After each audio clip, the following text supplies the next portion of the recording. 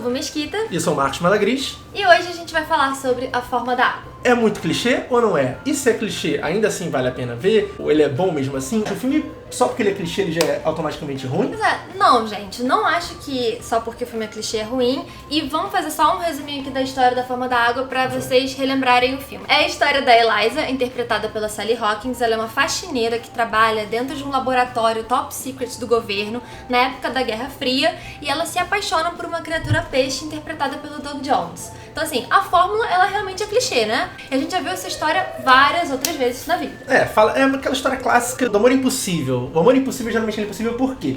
Porque não é possível. Porque não é possível. Não é possível. Porque são pessoas de mundos completamente diferentes. Por que o Romeu e Julieta era um amor impossível? Ué, porque ela era de uma facção e ele era de outra facção. Só eram famílias rivais, né? É. Você nunca poderia se apaixonar por alguém de uma família que é rival à sua. Ou de alguém que é de um mundo completamente oposto ao seu. Outra vez que isso acontece, Bela e a Fera. A Bela, uma princesa da Disney, se apaixona pela Fera, que é um monstro, né? Que depois vira um príncipe, mas enfim. Príncipe enredo é clichê? É. Mas qual o mérito de A Forma d'Água?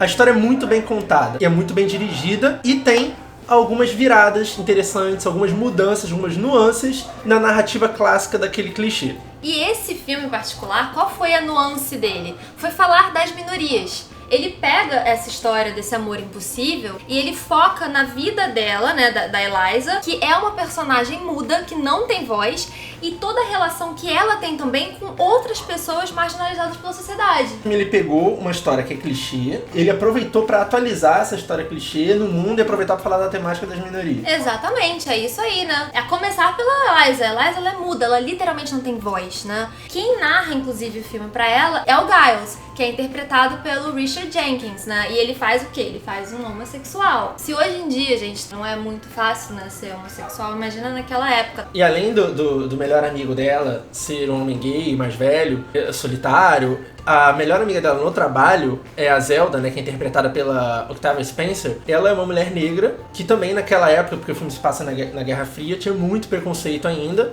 Interessante é que esses dois são os dois únicos amigos dela no mundo, e são os dois únicos que falam a língua dos sinais para poder se comunicar com ela. Com os dois grandes amigos dela que dão voz para ela e que se relacionam com ela também são duas minorias, né? Então ela sabe o que é ser uma minoria e o que é se relacionar com uma minoria. Quando ela vê aquela criatura aprisionada, uma criatura que obviamente também é uma minoria, porque só tem uma dela no mundo, pelo que tudo indica, ela de cara já se identifica com esse ser. Porque ele também não fala, não se expressa e ninguém quer saber o que ele tem pra falar. E é maltratado, né? Totalmente maltratado. E da mesma forma que ninguém quer saber o que ela tem pra falar, tirando esses dois amigos dela. Ninguém se importa nem em aprender a linguagem dos sinais. Então ela se identifica com ele e vai lá tentar entender melhor o que é aquela pessoa. Então, a princípio, são mundos totalmente opostos, mas que eles já, de cara, já encontram o que eles têm em comum. Exatamente. Seria essa questão dessa minoria, de não ter fala e tudo. Exatamente. E isso une os dois, e não somente une eles dois, mas também une o Giles e a Zelda para ajudar a Eliza na missão de salvar a criatura peixe, né? Porque eles percebem, eles caem na real. Cara, esse cara sou eu. Já dizia Roberto Carlos. Entendeu? E eles relutam, né? Eles relutam pra ajudar tanto a Zelda quanto o amigo dela Gui. Eles não querem ajudar, acham absurdo ela se apaixonar, mas conforme eles vão entendendo que a paixão dela é verdadeira, que aquilo é muito importante pra ela, por ela ser muito importante pra eles vão lá e ajudam ela e acabam comprando aquilo e empatizando com o ser. Na verdade, eu não acho que foi somente isso não. Pelo menos pro Giles, eu acho que na verdade a virada que ele teve ali pra começar a salvar a criatura peixe, a virada, a chavinha que virou, foi na cena em que ele está lá no restaurante dele, ele é apaixonado pelo cara do restaurante, ele ama o cara do restaurante, né? E aí ele descobre que o rapaz por quem ele é apaixonado, primeiro, não é gay, ele achava que tinha dado ali um sinais pra ele, não deu sinais pra ele é gay, não é gay. E entram um casal de negros dentro do restaurante. E o que ele faz? Ele é extremamente racista. E aí, o Giles, ele percebe a podridão humana.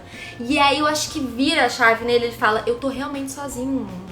Assim como a Eliza, assim como essa criatura peixe. Porque logo na cena seguinte que ele fala, pô, vou ajudar. E acho que ele percebe que assim, tem muito mal no mundo, tem muita discriminação, muito preconceito no mundo. E ele viu na história da Elisa realmente uma história de amor, de contra o preconceito, de ajudar o mundo. Né? Parece que ele sentiu, cara, o mundo tá muito ferrado, as pessoas estão muito preconceituosas, então eu preciso colaborar um pouco pro mundo ficar um pouco melhor. Eu acho que foi um pouco sobre isso também.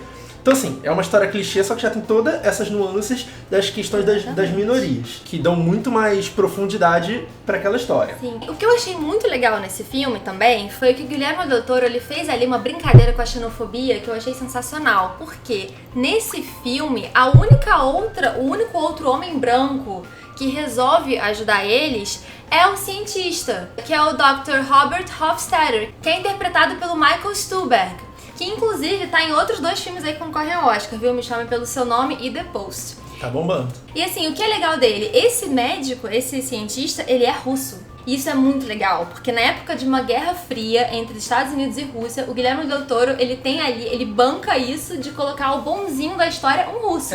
Meio que o time do amor, o time do bem é o cara que é russo, uma mulher negra, uma mulher muda e um homem gay e mais velho e uma criatura. Esse é o time do amor. E qual é o time lá do ódio? O time do ódio é basicamente o homem lá, que é o Coronel Strickland. Que é o Michael Shannon, que é o Michael Shannon. Que ele tem a missão de terminar aquela missão e poder... Parece que ele quer meio que se aposentar, que aquela é a última grande missão dele e ele vai cumprir, não importa o que aconteça. Ele é um homem muito confiante, muito arrogante e que despreza as minorias. E o desprezo dele maior tá por essa criatura. Ele não tem empatia nenhuma por ela. A única pessoa que ele respeita no mundo é o cara que tá acima dele, que é o General Hoyt, né? Top 1 do comando. Acho que outra coisa legal que esse filme faz, que apesar de ser um clichê, ele traz essa camada também, é essa questão do como que esse homem, o Coronel Strickland, ele pauta as ações dele em Deus, né? Ele é muito religioso. Até em uma cena que eu acho que é uma das mais legais do filme, das mais emblemáticas, ele tá conversando com a Elise e com a Zelda, né? Que são as faxineiras, e ele começa a falar sobre Deus, sobre o catolicismo. Interessante, né? Porque quando a gente encontrou essa criatura lá na floresta amazônica, os locais tratavam ela como consideravam ela um deus, faziam oferendas e tal, tipo, uma criatura como essa. Então Deus parece muito mais pra gente do que aquela criatura. Ele fala assim, talvez pareça muito mais comigo do que com você. Um pouquinho menos com você, né? Um pouquinho mais comigo. Então assim, já mostra o preconceito dele com mulheres, com negros. Então, e ele apoia todas as ações dele em Deus, como se ele fosse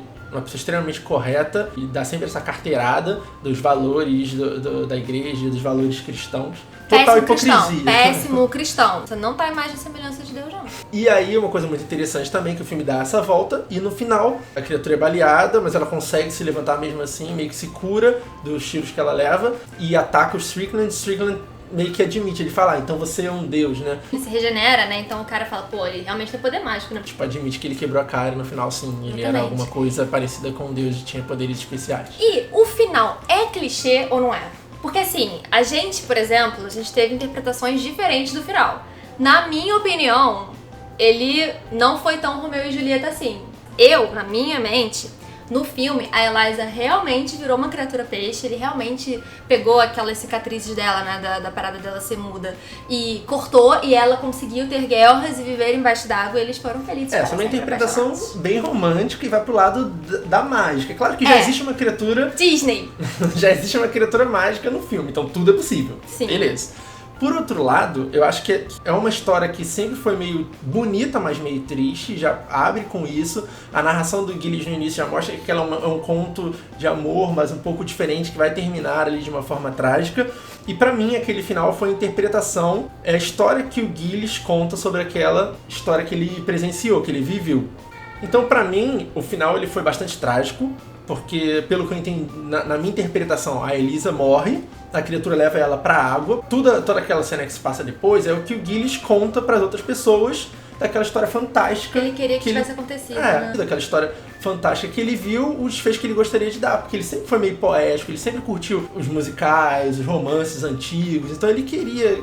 E ele se apaixonou pela história deles dois, né? Ele foi se convencendo de que aquilo era uma história bonita. E ele mesmo parece que nunca viveu um amor romântico, assim. Então me pareceu que era o que ele quis acreditar. Ele idealizou aquilo. Idealizou, né? E quando ele conta para as próximas gerações, para outras pessoas, aquela história, é dessa forma que ele conta e quem você pode acreditar ou não. Então ele testa se você é uma pessoa romântica ou não.